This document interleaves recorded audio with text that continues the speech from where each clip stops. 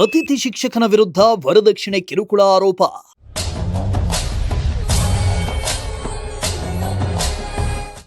ಬಾಸುಂಡೆ ಬರುವಂತೆ ಥಳಿಸಿರೋ ಕಿರಾತಕ ಗಂಡ.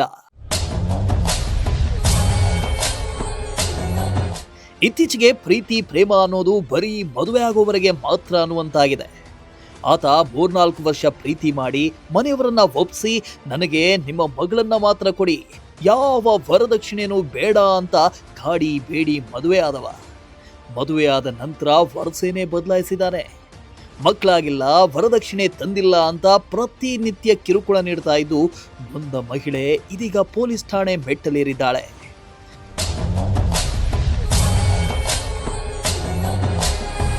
ಹೀಗೆ ಮಹಿಳೆಯ ದೇಹದ ಮೇಲೆ ಬಿದ್ದಿರೋ ಬಾಸುಂಡೆ ಬರೆಗಳು. ನನಗೆ ನ್ಯಾಯ ಬೇಕು ಅಂತ ಕೇಳ್ಕೊಳ್ತಾ ಇರೋ ಮಹಿಳೆ. ಎಲ್ಲ ದೃಶ್ಯಗಳು ಕಂಡು ಬಂದಿದ್ದು ಬೆಂಗಳೂರು ಗ್ರಾಮಾಂತರ ಜಿಲ್ಲೆ ಹೊಸಕೋಟೆ ತಾಲೂಕಿನ ತೆನೆಯೂರು ಗ್ರಾಮದಲ್ಲಿ.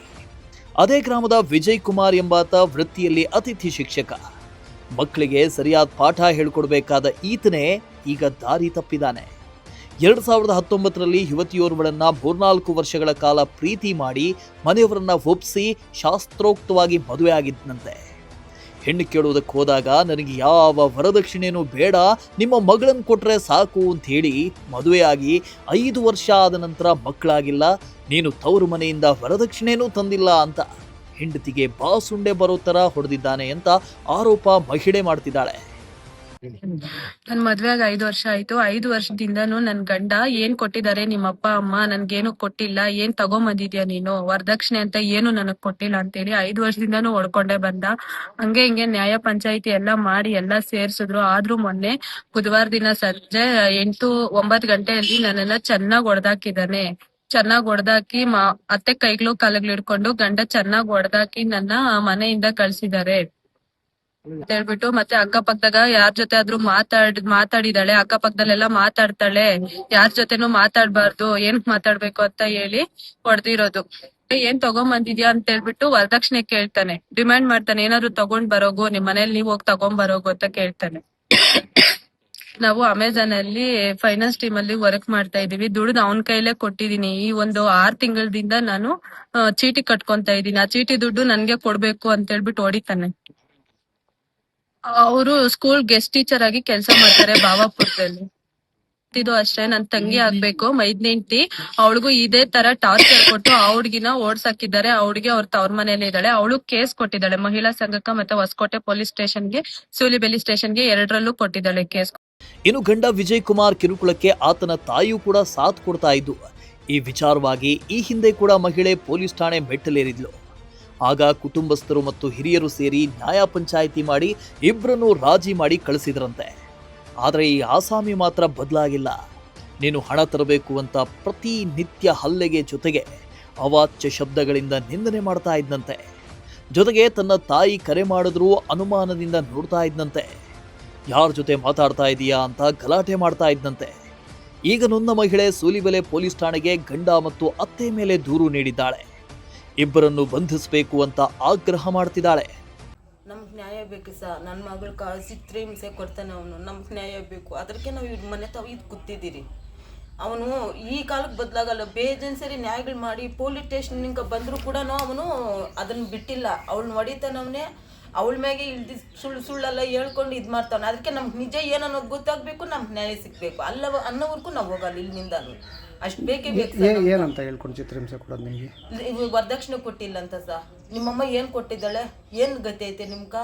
ನೀವು ಸತ್ತೋದ್ರಿ ಹೆಣ್ಗಳನ್ನ ನಾಯಿಗಳು ತಿನ್ಬೇಕು, ನರಿಗಳು ತಿನ್ಬೇಕು, ನಿಮ್ಮನ್ನು ಮಣ್ಣು ಮಾಡೋಕೆ ಕೂಡ ಜಾಗ ಇಲ್ಲ ಅಂತ ಸೂಳೆ ಮುಂಡಿಗಳು ನೀವೇನು ಹಿಂಗೆ ಮಾಡಿ ಬದುಕಿರೋದು?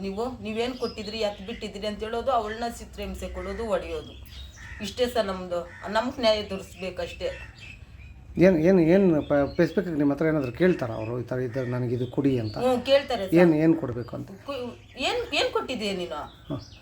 ಏನು ಕೊಡಬೇಕು ಅಂತ ಕೇಳ್ತಾರೆ ಅವರು. ಏನಾದರೂ ನಾವು ಕೊಡ್ರಿ ನಮ್ಕ. ನೀನೇನು ನಾವು ದುಡ್ಡು ಆಗಲಿ ಕೊಡ್ರಿ, ಒಡವೆ ಆಗಲಿ ಕೊಡ್ರಿ, ಏನು ಕೊಡ್ಬೋ? ಏನು ಒಡವೆ ಕೊಟ್ಟಿದ್ಯಾ ನಿನ್ನ ಮಗಳ್ಕ? ಯಾವುದೋ ಕೊಟ್ಟಿದೆಯಾ? ಇಷ್ಟದ್ದು ಏನು ಕಾತೈತೆ ಅದು? ಬಡವ್ರು ಸರ್, ನನಗೆ ಯಾರಿಲ್ಲ ಸರ್. ನಾನು ಇರೋದು ಒಬ್ಬಳೆ ಕೂಲಿ ಮಾಡ್ಕೊಂಡು ತಿಂತಾ ಇದ್ದೀನಿ ನಾನು. ಆದರೂ ನೋಡಿ ಹಿಂಸೆ ಕೊಡ್ತಾನೆ ಸರ್ ಅವನು. ನನ್ನ ಮಗಳಿಗೆ ಚಿತ್ರ ಕೊಡ್ತಾನೆ ಸರ್. ಸಾಯಿಸ್ತಾನೆ ಸರ್. ಒಯ್ದು ಯಾವಾಗೂ. ಇದ್ರಿಗೆ ನೀವೇ ಏನಾದರೂ ಪರಿಹಾರ ಕೊಡಿ ಸರ್ ನಮ್ಗೆ. ಯಾರು ಸಿಕ್ಕಿಲ್ಲ ಸರ್. ನಮ್ಮನ್ನ ಎಲ್ಲತ್ರ ಓಡಾಡ್ಕೊಂಡು ಬರ್ತಾನೆ ಇದ್ರಿ ಸರ್ ನಾವು. ಇಲ್ಲಿ ತನಕ ಏನು ಕ್ರಮ ಆಗಲಿಲ್ಲ. ಏನಿಲ್ಲ ಸರ್. ಕಂಪ್ಲೇಂಟ್ ಕೊಟ್ಟಿದ್ದೀರಿ ಸರ್. ಅವರು ಏನು ಆಕ್ಷನ್ ತಗೊಂತ ಇಲ್ಲ ಸರ್. ಸುಮ್ಮನೆ ಬಂದು ಹೋದ್ರು ಸರ್. ಅವರು ನ್ಯಾಯ ಬೇಕು ಅಂತೀರಿ? ನ್ಯಾಯ ಬೇಕು ಸರ್. ನಮ್ಗಾಗಿದ್ದಷ್ಟು ಇನ್ನೊಂದು ಹೆಣ್ಮಗು ಯಾರಿಗೂ ಆಗ್ಬಾರ್ದು ಸರ್. ಆ ಥರ ನಮ್ಗೆ ನ್ಯಾಯ ಕೊಡಿಸಿ ಸರ್. ನಮ್ಗೆ ಬೇಕು ಸರ್ ನ್ಯಾಯ. ಹೆಣ್ಮಗಳದು ತುಂಬಾ ಕ್ರಿಟಿಕಲ್ ಕೇಸ್ ನಮ್ಮ ಹತ್ರ ಬರುತ್ತೆ. ಬಂದಾಗ ನಾನೇನ್ ಮಾಡ್ತೀನಿ ನೋಡ್ತೀನಿ. ಮುಂಚೆ ಹೆಣ್ಸೆ ಮಾತ್ರ ಮಾಡ್ಕೊಟ್ಟಿರ್ತಾರೆ, ಮತ್ತೆ ಇಲ್ಲೆಲ್ಲ ಟೈಮ್ ಕೊಟ್ಟು ಕಳ್ಸಿರ್ತಾರೆ ಹೆಣ್ಮಗಳಿಗೆ. ಸಿಕ್ಕಾಪಟ್ಟೆ 5 ವರ್ಷದಿಂದ ಹೆಣ್ಮಗ್ಳು ಕೊಟ್ಟಿರೋಂತ ಕಿರುಕುಳ ಯಾವ ಹೆಣ್ಮಕ್ಳಿಗೂ ಬೇಡ. ಯಾಕೆಂದ್ರೆ ಅವಳು ಮೊನ್ನೆ ಬುಧವಾರ ನೈಟು ಒಂದು ಜೀವನೇ ತೆಗೆದ್ಬಿಡ್ತಾ ಇದ್ದ ಗಂಡ. ಅದು ಅಷ್ಟು ಕ್ರಿಟಿಕಲ್ ಕೇಸ್ ಅದು. ಆಮೇಲೆ ನಾನೇನ್ ಮಾಡ್ತೀನಿ, ಸೂಲೆಬೆಲೆ ಪೊಲೀಸ್ ಸ್ಟೇಷನ್ಗೆ ಫೋನ್ ಮಾಡಿ ತಿಳಿಸಿ ನಮ್ ಸಾಹೇಬ್ರ ದೊಡ್ಡ ಸಾಹೇಬ್ರ ಹತ್ರ ಗಮನಕ್ಕೆ ತಗೊಂಡು ಇಮಿಡಿಯೇಟ್ಲಿ ಬಂದು FIR ಮಾಡಿಸ್ತೀನಿ. FIR ಮಾಡಿಸಿದ ತಕ್ಷಣ ಅವ್ರ ತಾಯಿ ಅವ್ರ ಕುಟುಂಬಸ್ಥರು ಒಂದೇ ಹೇಳ್ತಾರೆ, ನಮ್ಗೆ ಗಂಡ ಬೇಡ, ನಮ್ಗೆ ಏನಿದ್ರು ಕಾನೂನು ರೀತಿ ನೋಡ್ಕೊಂತೀವಿ, ನಮ್ಗೆ ಡೈವರ್ಸೇ ಬೇಕು, ನಮ್ಗೆ ಡೈವರ್ಸ್ ಕೊಡ್ಸಿ ಮೇಡಮ್ ಅಂತಾರೆ. ನಾನು ಪ್ರತಿ ಹೆಣ್ಣು ಮಕ್ಕಳನ್ನು ಕೂಡ್ಸಿದೀನಿ, ನಾನು ಕಳೆದಿಲ್ಲ. ಯಾಕೆ ಅಂದ್ರೆ ಈ ಕೇಸ್ ನೋಡಿದ್ರೆ ಯಾವ ಹೆಣ್ಣು ಮಕ್ಕಳೇ ಆಗ್ಲಿ ಜೀವನ ಮಾಡ್ಬೇಕು ಅಂತ ಮನ್ಸಿಗೆ ಬರಲ್ಲ. ಯಾಕೆಂದ್ರೆ ಅವಳಿಗಾದಷ್ಟು ನೋವು, ಅವಳಿಗಾಗಿರೋ ಅನ್ಯಾಯ ಇವಳೊಬ್ಬ ಸೊಸೆಗ್ ಮಾಡಿದ್ರೆ ಹೌದು ಅಂತ ಹೇಳ್ಬೋದು, ನ್ಯಾಯ ಕೊಡಬಹುದಾಗಿತ್ತು. ಅವ್ರ ಮನೇಲಿ ಹಿರಿ ಸೊಸೆಗೂ ಹಿಂಗೆ ಮಾಡಿದ್ದಾರೆ, ಕಿರಿ ಸೊಸೆಗೂ ಹಿಂಗೆ ಮಾಡಿದ್ದಾರೆ. ಯಾರ್ ತಾನೇ ಜೀವನ ಮಾಡಕ್ಕ ರೆಡಿ ಇರ್ತಾರೆ? ಹೌದು ಹೌದು ಹೌದು. ಯಾಕೆಂದ್ರೆ ಅವಳು ಬಡ ಕುಟುಂಬದೇನು, ಇವಳು ಬಡ ಕುಟುಂಬದೇನು. ಒಂದು ಗಂಡು ದಿಕ್ಕಿಲ್ಲ ಅಂದಾಗ ಆ ಹೆಣ್ಮಕ್ಳಿಗೆ ರಕ್ಷಣೆ ಯಾರು? ಇಲ್ಲ ನಮ್ ಪೊಲೀಸ್ ಡಿಪಾರ್ಟ್ಮೆಂಟ್ಗಳು, ಇಲ್ಲ ಮಹಿಳಾ ಆಯೋಗಗಳು. ಇಷ್ಟು ಬಿಟ್ರೆ ಇನ್ಯಾರಿದ್ದಾರೆ? ಆ ಹೆಣ್ಣು ಮಕ್ಕಳಿಗೆ ಕೂಡ್ಲೆ ಕ್ರಮ ತಗೊಂಡು ಆ ಹೆಣ್ಣು ಮಗಳಿಗೆ ಏನ್ ನ್ಯಾಯ ಬೇಕೋ ಪೊಲೀಸ್ ಡಿಪಾರ್ಟ್ಮೆಂಟ್ ಒದಗಿಸ್ಕೊಟ್ಟಿದೆ. ಒಟ್ಟಾರೆ ಪ್ರೀತಿಸಿದ ಹುಡುಗನನ್ನೇ ಮದುವೆ ಆಗ್ತಾ ಇದ್ದೇನೆ ಅಂತ ನೂರಾರು ಆಸೆಗಳನ್ನ ಹೊತ್ತು ಮದುವೆಯಾಗಿದ್ದ ಮಹಿಳೆಯ ಕನಸು ನುಚ್ಚು ನೂರಾಗಿದೆ. ಇತ್ತ ಮಕ್ಕಳಿಗೆ ಉತ್ತಮ ಪಾಠ ಹೇಳಬೇಕಾದ ಶಿಕ್ಷಕನೇ ಅಡ್ಡದಾರಿ ಹಿಡಿದಿದ್ದು ಮಾತ್ರ ವಿಪರ್ಯಾಸ.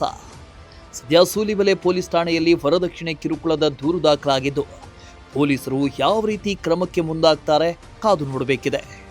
ಮೋಹನ್ ಕುಮಾರ್, ಪ್ರಜಾಶಕ್ತಿ ಟಿವಿ, ಚಿಕ್ಕಬಳ್ಳಾಪುರ.